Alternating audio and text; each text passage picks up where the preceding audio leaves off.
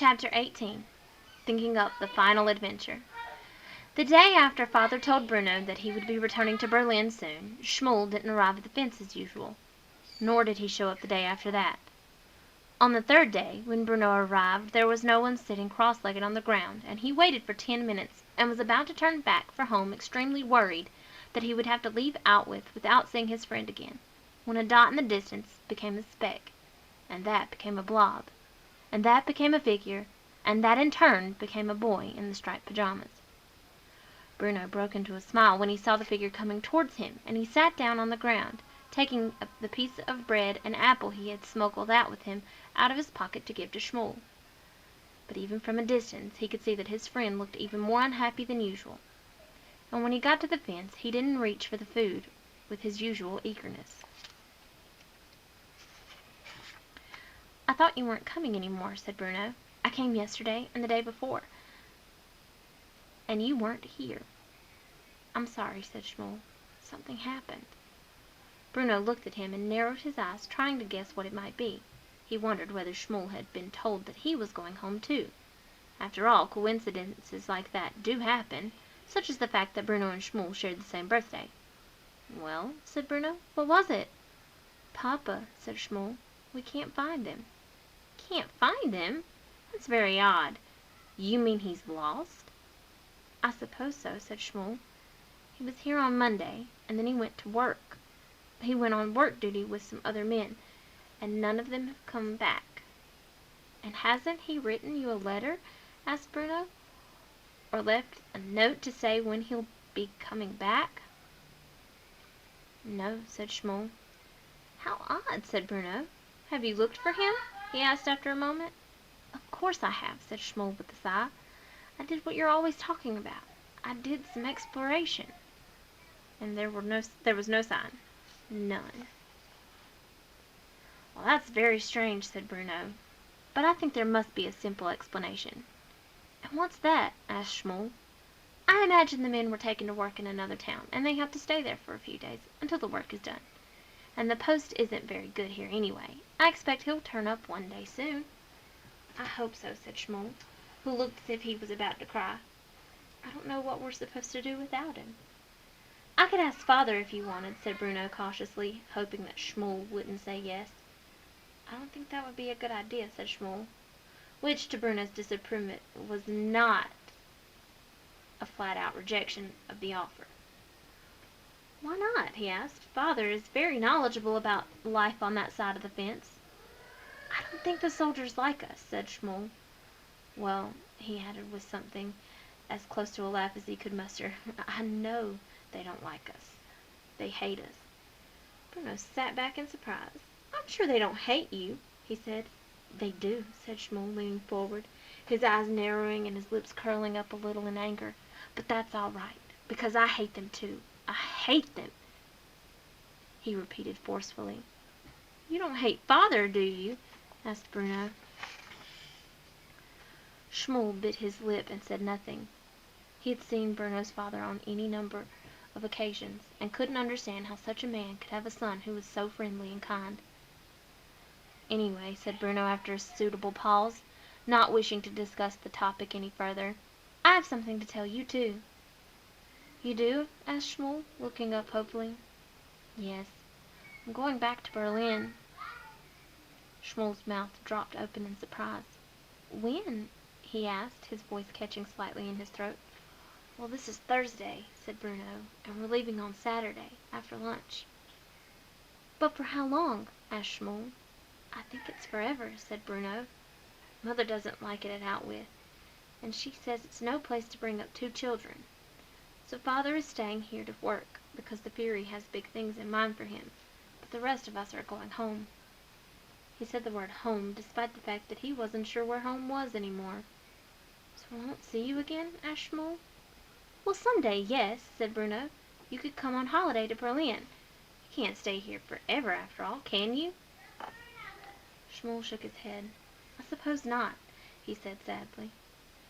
"I won't have anyone to talk to any more when you're gone," he added. "No," said Bruno. He wanted to add the words, "I'll miss you too, Schmoll," to the sentence, but found that he was a little embarrassed to say them. So tomorrow will be the last time we see each other until then," he continued. "We'll have to say our goodbyes then. I'll try to bring you an extra special treat." Schmoll nodded, but couldn't find any words to express his sorrow. "I wish we'd got to play together," said Bruno after a long pause. "Just once. Just to remember." "So do I," said Schmoll. "We've been talking to each other for more than a year, and we've never got to play once. And do you know what else?" he added. "All this time I've been watching where you live from out of my bedroom window, and I've never even seen for myself what it's like." "You wouldn't like it," said Schmoll. "Yours is much nicer," he added. "I'd still like to have seen it," said Bruno. Schmoll thought for a few moments, and then reached down and put his hand under the fence and lifted it up a little, to the height where a small boy, perhaps the size and shape of Bruno, could fit underneath. "Well," said Schmoll, "why don't you then?" Bruno blinked and thought about it. "I don't think I'd be allowed," he said doubtfully. "Well, you're probably not allowed to come here and talk to me every day either," said Schmoll. "But you still do it, don't you?" "But if I was caught, I'd be in trouble," said Bruno, who was sure Mother and Father would not approve. "That's true," said Schmoll, lowering the fence again, and looking at the ground with tears in his eyes. "I suppose I'll see you tomorrow to say good-bye then?" Neither boy said anything for a moment. Suddenly Bruno had a brainwave. "Unless," he began, thinking about it for a moment, and allowing a plan to hatch in his head. He reached a hand up to his head and felt where his hair used to be, but was now just stubble that hadn't fully grown back. "Don't you remember that you said I looked like you?" he asked Schmoll, "since I had my head shaved?" "Only fatter," conceded Schmoll. "Well, if that's the case," said Bruno, "and if I had a pair of striped pajamas too, then I could come over and visit and no one would be any the wiser." Schmoll's face brightened up, and he broke into a wide smile. "Do you think so?" he asked. "Would you do it?" "Of course," said Schmoll. "It would be a great adventure. Our final adventure. I could do some exploring at last." "And you could help me look for Papa," said Schmoll. "Why not?" said Bruno. "We'll take a walk around and see whether we can find any evidence. That's always wise when you're exploring. The only problem is getting a spare pair of striped pajamas." Schmoll shook his head. "That's all right," he said. "There's a hut where they keep them. I can get some in my size and bring them with me. Then you can change and we can look for Papa." "Wonderful," said Bruno, caught up in the enthusiasm of the moment. "Then it's a plan." "We'll meet at the same time tomorrow," said Schmoll. "Don't be late this time," said Bruno, standing up and dusting himself down. "And don't forget the striped pajamas." Both boys went home in high spirits that afternoon. Bruno imagined a great adventure ahead, and finally an opportunity to see what was really on the other side of the fence before he went back to Berlin, not to mention getting in a little serious exploration as well. And Schmoll saw a chance to get someone to help him in the search for his Papa. All in all, it seemed like a very sensible plan, and a good way to say goodbye. Chapter 19. What happened the next day. The next day, Friday, was another wet day. When Bruno woke in the morning, he looked out of his window and was disappointed to see the rain pouring down. Had it not been for the fact that it would be the last chance for him to see Schmoll to spend any time together, not to mention the fact that the adventure would be a very exciting one, especially since it involved dressing up, he would have given up on it for the day and waited until some afternoon the following week, when he didn't have anything special planned. However, the clock was ticking, and there was nothing he could do about it. And after all, it was only the morning, and a lot could happen between then and the late afternoon, which was when the two boys always met. The rain would surely have stopped by then. He watched out of the window during the morning classes with Herr Litz, but it showed no signs of slowing down. And then and even pounded noisily against the window. He watched during lunch from the kitchen, when it was definitely starting to ease off, and there was even a hint of sunshine coming from behind a black cloud. He watched during the history and geography lessons in the afternoon, when it reached its strongest force yet and threatened to knock the window in. Fortunately, it came to an end around the time that Herr Litz was leaving, and so Bruno put on a pair of his boots and a heavy raincoat, waited until the coast was clear, and left the house. His boots squelched in the mud, and he started to enjoy the walk more than he ever had before. With every step he seemed to face the danger of toppling over and falling down, but he never did, and managed to keep his balance, even at a particularly bad part where when he lifted his leg his boot stayed implanted in the mud while his foot slipped right out of it. He looked up at the skies, and although they were still very dark, he thought the day had probably had enough rain, and he would be safe enough this afternoon. Of course there would be the difficulty of explaining why he was so filthy later on, when he returned home, but he could put that down to being a typical boy, which was what Mother claimed he was, and probably not get into too much trouble. Mother had been particularly happy over the previous few days, as each box of their belongings had been sealed and packed into a truck for dispatch to Berlin. Schmuel was waiting for Bruno when he arrived, and for the first time ever he wasn't sitting cross-legged on the ground and staring at the dust beneath him, but standing, leaning against the fence. "Hello, Bruno," he said, when he saw his friend approaching. "Hello, Schmuel," said Bruno. "I wasn't sure if we'd ever see each other again," "with the rain and everything, I mean," said Schmuel. "I thought you might be kept indoors." "It was touch and go for a while," said Bruno, "what with the weather being so bad."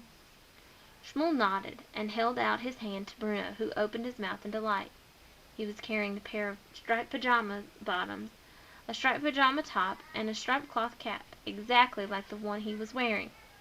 It didn't look particularly clean, but it was a disguise, and Bruno knew that good explorers always wore the right clothes.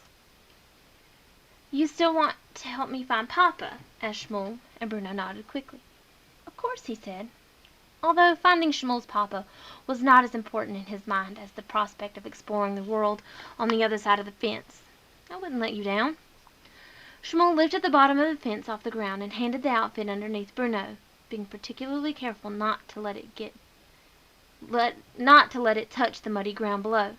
"Thanks," said Bruno, scratching his stubbly head and wondering why he hadn't remembered to bring a bag to hold his own clothes in. The ground was so dirty here that they would be spoiled if he left them on the ground. He didn't have a choice, really. He could either leave them where they were until later and accept the fact that they would be entirely caked with mud, or he could call the whole thing off, and that was, as any explorer of note knows, would have been out of the question. "Well, turn around," said Bruno, pointing at his friend as he stood there awkwardly. "I don't want you watching me." Schmuel turned round, and Bruno took off his overcoat and placed it as gently as possible on the ground. Then he took off his shirt and shivered for a moment in the cold air before putting the pajama top on. As it slipped over his head he made the mistake of breathing through his nose. It did not smell very nice. "When was this last washed?" he called out, and Schmuel turned round. "I don't know if it's ever been washed," said Schmuel. "Turn around!" shouted Bruno, and Schmuel did as he was told. Bruno looked left and right again, but there was still no one to be seen, so he began the difficult task of taking off his trousers while keeping one leg and one boot on the ground at the same time. It felt very strange taking off his trousers in the open air, and he couldn't imagine what anyone would think if they saw him doing it. But finally, and with a great deal of effort, he managed to complete the task. "There," he said, "you can turn back now." Schmuel turned just as Bruno applied the finishing touch to his costume, placing the striped cloth cap on his head. Schmuel blinked and shook his head. It was quite extraordinary. If it wasn't for the fact that Bruno was nowhere near as skinny as the boys on his side of the fence, and not quite so pale either, it would have been difficult to tell them apart. It was almost, Schmuel thought, as if they were all exactly the same, really. "Do you know what it reminds me of?" asked Bruno, and Schmuel shook his head. "What?" he asked. "It reminds me of grandmother," he said. "You remember I told her about her, the one who died?" Schmuel nodded. He remembered, because Bruno had talked about her a lot over the course of the year, and had told him how fond he had been of grandmother, and how he wished he had taken the time to write more letters to her before she passed away. "It reminds me of the play she used to put on with Gretel and me," Bruno said, looking away from Schmuel as he remembered those days back in Berlin. part of the very few memories now that refuse to fade. It reminds me of how she had always had the right costume for me to wear. You wear the right outfit, and you'll feel like the person you're pretending to be, she always told me. I suppose that's what I'm doing, isn't it? Pretending to be a person from the other side of the fence. A Jew, you mean? Said Schmoll. Yes, said Bruno, shifting on his feet a little uncomfortable. That's right. Schmoll pointed at Bruno's feet and the heavy boots he had taken from the house. You'll have to leave them behind too, said Schmoll. Bruno looked appalled. But the mud, he said. You can't expect me to go barefoot. You'll be recognized otherwise, said Schmoll. You don't have any choice. Bruno sighed, but he knew that his friend was right, and he took off the boots and his socks and left them beside the pile of clothes on the ground. At first it felt horrible putting his bare feet into so much mud. They sank down to his ankles, and every time he lifted a foot it felt worse. But then he started to rather enjoy it. Schmoll reached down and lifted the base of the fence, but it only lifted to a certain height, and Bruno had no choice but to roll under it, getting his striped pajamas completely covered in mud as he did so. He laughed when he looked down at himself. He had never been so filthy in all his life, and it felt wonderful. Schmoll smiled too, and the boys stood awkwardly together for a moment, unaccustomed to being on the same side of the fence. Bruno had an urge to give Schmoll a hug, just to let him know how much he liked him, and how much he'd enjoyed talking to him over the past year. Schmoll had an urge to give Bruno a hug too, just to thank him for all his many kindnesses, and his gifts of food, and the fact that he was going to help him find Papa. Neither of them did hug each other, though, and instead they began the walk away from the fence and towards the camp, a walk that Schmoll had done almost every day for a year now, when he had escaped the eyes of the soldiers and managed to get to that one part at Outwith that didn't seem to be guarded all the time, a place where he'd been lucky enough to meet a friend like Bruno. It didn't take long to get where they were going. Bruno opened his eyes and wondered at the things he saw. In his imagination he had thought that all the huts were full of happy families, some of whom sat outside on rocking chairs in the evening and told stories about how things were so much better when they were children, and they had respect for their elders, not like the children nowadays. He thought that all the boys and girls who lived here would be in different groups, playing tennis or football, skipping, and drawing out squares for hopscotch in the ground. He had thought that there would be a shop in the center, and maybe a small cafe like the ones he had known in Berlin. He had wondered whether there would be a fruit and vegetable stall. As it turned out, all the things that he thought might be there weren't. There were no grown-ups sitting on rocking chairs on their porches, and the children weren't playing games in groups. And not only was there not a fruit and vegetable stall, but there wasn't a cafe either, like there had been back in Berlin. Instead, there were crowds of people sitting together in groups, staring at the ground, looking horribly sad. They all had one thing in common. They were all terribly skinny, and their eyes were sunken, and they all had shaved heads, which Bruno thought must have meant there had been an outbreak of lice here too. In one corner Bruno could see 3 soldiers who seemed to be in charge of a group of about 20 men. They were shouting at them, and some of the men had fallen to their knees and were remaining there with their heads in their hands. In another corner he could see more soldiers standing around and laughing and looking down the barrels of their guns, aiming them in random directions, but not firing them. In fact, everywhere he looked, all he could see was 2 different types of people, either happy, laughing, shouting soldiers in the uniforms, or unhappy, crying people in their striped pajamas, most of whom seemed to be staring into space, as if they were actually asleep.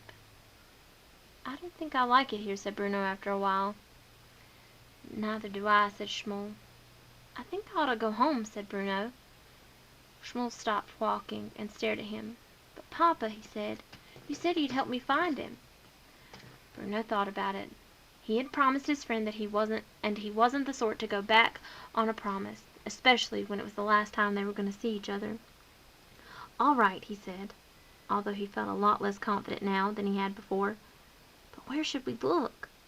"You said we need to find evidence," said Schmoll, who was feeling upset because He thought that if Bruno didn't help him, then who would? Evidence. Yes, said Bruno, nodding his head. You're right. Let's start looking. So Bruno kept his word, and the two boys spent an hour and a half searching the camp looking for evidence. They weren't sure exactly what they were looking for, but Bruno kept stating that a good explorer would know it when he found it. But they didn't find anything at all that might have given them a clue to Shmuel's papa's disappearance, and it started to get darker. Bruno looked up at the sky, and it looked like it might rain again. I'm sorry, Shmuel, he said eventually. I'm sorry we didn't find any evidence. Shmuel nodded his head sadly. He wasn't really surprised. He hadn't really expected to. But it had been nice having his friend over to see where he lived all the same. I think I ought to go home now, said Bruno. Will you walk back to the fence with me? Shmuel opened his mouth to answer. But right at that moment there was a loud whistle, and 10 soldiers, more than Bruno had ever seen gathered in one place before, surrounded an area of the camp, the area which Bruno and Shmuel were standing. What's happening? Whispered Bruno. What's going on? It happens sometimes, said Shmuel. They make people go on marches. Marches? Said Bruno, appalled. I can't go on a march. I have to be home in time for dinner. It's roast beef tonight. Shh, said Shmuel, putting a finger to his lips. Don't say anything, or they get angry. Bruno frowned, but was relieved that all the people in striped pajamas from this part of the camp were gathering together now, most of them being pushed together by the soldiers, so that he and Shmuel were hidden in the center of them, and couldn't be seen. He didn't know what everyone looked so frightened about. After all, marching wasn't such a terrible thing, and he wanted to whisper to them that everything was all right, that Father was the commandant, and if this was the kind of thing that he wanted the people to do, then it must be all right. The whistles blew again, and this time the group of people, which must have been numbered about 100, started to march slowly together, with Bruno and Shmuel still held together in the center. There was some sort of disturbance towards the back, where some people seemed unwilling to march, but Bruno was too small to see what happened, and all he heard was loud noises, like the sound of gunshots, but he couldn't make out what they were. Does the marching go on for long? He whispered, because he was beginning to feel quite hungry now. I don't think so, said Shmuel. I never see the people after they've gone on marches, but I wouldn't imagine it does. Bruno frowned. He looked up at the sky, and as he did so, there was another loud sound, this time the sound of thunder overhead. And just as quickly the sky seemed to grow even darker, almost black, and rain poured down even more heavily than it had in the morning. Bruno closed his eyes for a moment and felt it wash over him. When he opened them again, he wasn't so much marching as being swept along by the group of people, and all he could feel was the mud that was caked all over his body and his pajamas clinging to his skin. With all the rain, and he longed to be back in his house, watching all of this from a distance, and not wrapped up in the center of it. That's it, he said to Shmuel. I'm going to catch a cold out here. I have to go home. But just as he said that, his feet brought him up a set of steps, and as he marched he found there was no more rain coming down any more, because they were all piling into a long room that was surprisingly warm, and must have been very securely built, because no rain was getting in anywhere. In fact, it felt completely airtight. Well, that's something, he said, glad to be out of the storm for a few minutes at least.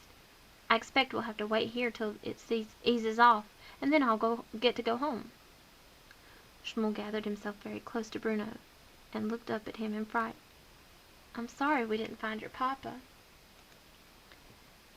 It's all right, said Shmuel, and I'm sorry we didn't really get to play, but when you come to Berlin, that's what we'll do, and I'll introduce you to... Oh, what were their names again? He asked himself, frustrated because they were supposed to be his 3 best friends for life, but they had all vanished from his memory now. He couldn't remember any of their names, and he couldn't picture any of their faces. Actually, he said, looking down at Shmuel, it doesn't matter whether I do or don't. They're not my best friends anymore anyway. He looked down and did something quite out of character for him. He took hold of Shmuel's tiny hand in his and squeezed it tightly. You're my best friend, Shmuel, he said, my best friend for life. Shmuel may well have opened his mouth to say something back, but Bruno never heard it, because at that moment there was a loud gasp from all the marchers who had filled the room, as the door at the front was suddenly closed and a loud metallic sound rang through from the outside. Bruno raised an eyebrow, unable to understand the sense of all this, but he assumed that it had something to do with keeping the rain out and stopping people from catching cold. And then the room went very dark, and somehow, despite the chaos that followed, Bruno found that he was still holding Schmoll's hand in his own, and nothing in the world would have persuaded him to let it go. Chapter 20. The Last Chapter. Nothing more was ever heard of Bruno after that. Several days later, after the soldiers had searched every part of the house and gone into all the local towns and villages with pictures of the little boy, one of them discovered the pile of clothes and the pair of boots that Bruno had left near the fence. He left them there undisturbed and went to fetch the commandant, who examined the area and looked to his left and looked to his right, just as Bruno had done. But for the life of him he could not understand what had happened to his son. It was as if he had just vanished off the face of the earth and left his clothes behind him. Mother did not return to Berlin quite as quickly as she had hoped. She stayed it out for several months, waiting for news of Bruno, until one day, quite suddenly, she thought he might have made his way home, alone, so she immediately returned to their old house, half expecting to see him sitting on the doorstep waiting for her. He wasn't there, of course. Gretel returned to Berlin with Mother and spent a lot of time alone in her room crying. Not because she had thrown her dolls away, and not because she had left all her maps behind it out with, but because she missed Bruno so much. Father stayed it out with for another year after that and became very disliked by the other soldiers, whom he ordered around mercilessly. He went to sleep every night thinking about Bruno, and he woke up every morning thinking about him too. One day he formed a theory about what might have occurred, and he went back to the place in the fence where the pile of clothes had been found a year before. There was nothing particularly special about this place, or different, but then he did a little exploration of his own and discovered that the base of the fence here was not properly attached to the ground, as it was everywhere else, and that, when lifted, it left a gap large enough for a very small person, such as the little boy, to crawl underneath. He looked into the distance then and followed it through logically, step by step by step, and when he did he found that his legs seemed to stop working right, as if they couldn't hold up his body any longer. And he ended up sitting on the ground in almost exactly the same position as Bruno had every afternoon for a year, although he didn't cross his legs beneath him. A few months after that some other soldiers came to Outwith, and Father was ordered to go with them, and he went without complaint, and he was happy to do so, because he didn't really mind what they did to him anymore. And that's the end of the story about Bruno and his family. Of course, all of this happened a long time ago, and nothing like that could ever happen again, not in this day and age.